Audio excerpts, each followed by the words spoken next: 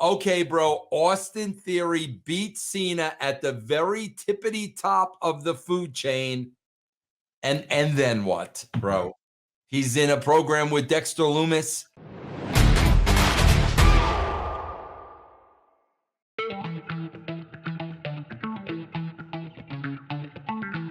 What's going on, everybody? Dr. Chris Featherstone here for yet another episode of Riding with Russo. Look at the man with the hatchet, helium flex, ladies and gentlemen. They call him Vince Russo. I like to call him the hatchet, ladies and gentlemen.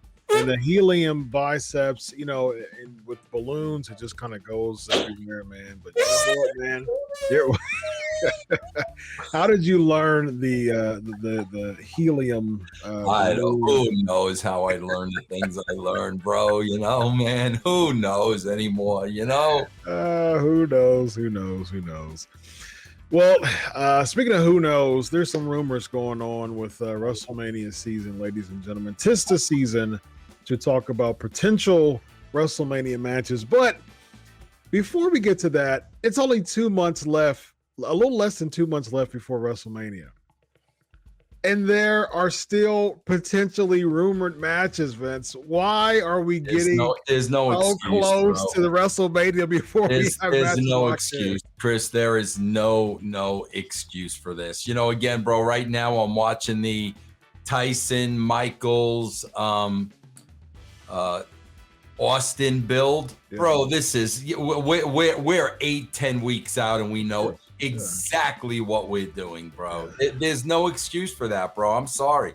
There's no excuse. If somebody gets hurt or something at the last minute, that's one thing, but that's not the case here. Yeah, I agree with 100%. Like these places and these builds should be already set in stone and should be going for the next couple months leading to that. Yep. So with that being said, the only thing we only have less than a handful of matches locked in for WrestleMania right now. The title match of Cody Rhodes and Roman Reigns, and that's really it. I mean, other than the women's title match with Rhea Ripley and Charlotte Flair, but everything else is just really up for grabs at this point. So, and you know, bro, listen, I always put the WWE over huge for literally turning WrestleMania into an event like the Super Bowl. Yeah. I always put them over huge, bro, and I've always said it doesn't matter who's on the card, they're going to sell out. But that still doesn't mean you shouldn't have a card. Right. You know what I mean, Chris? I mean, they're going to sell it out because it's an event. But come on, man. Have the card, bro. Yeah. You know? Have the card, man. Have the card. Speaking of card, we got a couple of theories, got a couple of rumors going on. Speaking of theory, one of the rumored matches is none other than John Cena. This is per your cousin, Dave Meltzer.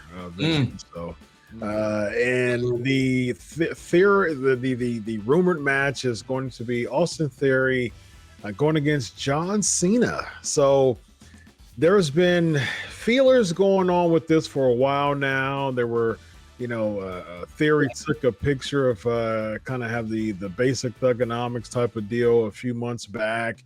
There's a lot of comparisons between Theory and the original, like the 02 John Cena, the ruthless aggression, slapping Kurt Angle in the face John Cena.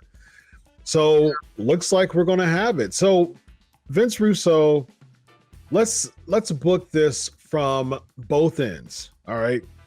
Where do you want to start? Do you want to start with John Cena winning, or do you want to start with Austin Theory winning? Your call, bro. All right, let's start with Austin Theory winning. All right, so let's book it as if Austin Theory is going to win the match, and then whatever happens after Theory winning the match at WrestleMania. How do we build this? How does Theory win, and what happens afterwards? Well, bro, see, again, here's the problem you always face with the WWE. Okay, bro, let's say hypothetically, bro, I know there's a huge part of Cena that wants to give back. Mm-hmm. I also know Cena is a movie star. So let's say Cena wants to kill two birds with one stone here. I'm going to give back. I'm going to put this kid over. Then I'm going to go do my movies, and that's going to be the end of it. Okay, so, which I can almost understand him wanting to come from that point of view. Here's the problem, Chris. You and I talk about this a million times. Cena is such a class above everybody else currently on that roster. So, okay, bro, Austin Theory beat Cena at the very tippity top of the food chain. And then what, bro? He's in a program with Dexter Lumis. You know, that is the problem. And let me tell you something, bro. Even if he beats Cena, it is not going to help him because nobody will believe that he beat Cena or should have been Cena. So it's not going to help him, bro. As a matter of fact, it'll probably work against him. Yeah, and the thing is with that, Vince, is like, you know, we talked about this before in one of our shows. So Austin Theory pulled up in a foreign, you know, sports car, looking, you know, a cut above the rest, even for that hiccup of a moment. Right. Run with it. Run with it. He's bigger. He kind of came to himself. He was a kid in the beginning, and you know, this kid doesn't drive sports cars like this. You kind of have to make the build as if I'm better than you at this point. Right. And that would turn the fans and draw a bunch of heat. Now, a lot of times with Theory, it's just kind of go away heat at this point. Like people aren't really buying into the character as much. But if he comes in every week with foreign cars like that, people are going to like be jealous of him. And that's what you want to run with. And if you keep doing that, that will work. But on the episode of Raw, he came in the sports car and then he got emasculated again. He got belittled again. So it's like, what's going on here as far as why the backstage want to continue to make him look lower than a lot of the talent when he's the U.S. champion? And I don't understand that. You can't do that building up to Cena. Chris, you know what it would have been the equivalent of? Remember when Henning came in and we saw him play golf, we saw him shoot basketball, we saw all that. So it would have been like Henning excelling at every sport. He was better than everybody else. Then the first time he appears on Raw, he gets punked out. Yeah, exactly. That stuff never happened back, and that's why, you know, bro. Like, I sometimes I really feel bad because I feel like I'm being tough on the kid. It's not the kid. The kid ain't booking this, bro. That's not what I'm being tough on. I'm being tough on exactly what this kid, exactly what Chris said.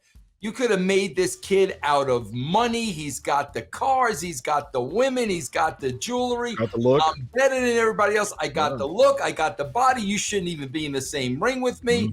But every single week, bro, he was getting punked out. And we were pointing it out when it was happening, bro. Yeah.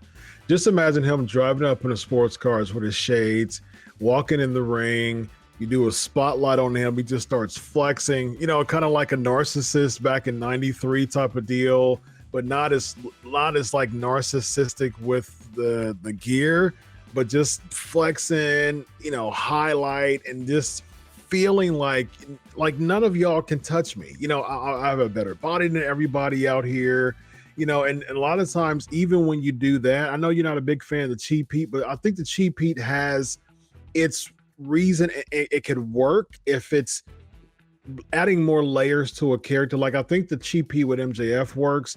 You can't just throw in the cheap heat and expect everybody to really buy into it. But I think it would work with Theory because if his gimmick is I'm better than you and I'm coming out here and flexing in the nice cars and the shades, stuff like that, it's an alley-oop to talk about the crowd, about these, you know, fat, you know, hicks and all that, and you know, a whole bunch of stuff that would show that people do not like him because he looks better, and it's a reason not to like him because he has a great body, you know. Bro, even bring back that old BS championship clause where not only does he only have to defend the title once a month, bro, he's only wrestling once a month. Right. And then bro, put him on color for everybody else's matches and let him bury them. Then every time you get to that one match every month, it's gonna be a big deal, bro. Yeah, absolutely. I mean, do some different stuff. Do some old school heel stuff, bro. You know? I agree with you 100%. So let's talk about Cena. If Cena were to win, how far would this plummet the momentum or career of Austin Theory at that point? God, bro, I don't know. Listen, man, unless somebody there is already of the mindset, we tried with this kid, we even put the belt on him, and he ain't getting over. Because let me tell you something, bro. If Cena goes over, there is somebody at the WWE that feels that way right now. Whether it's Triple H, because Vince was, Theory was Vince's guy, whoever it is. Yeah, bro, you put Cena over this kid, he's finished. He's done. And somebody there wants to put a bullet in him because they know he'll be done. Yeah.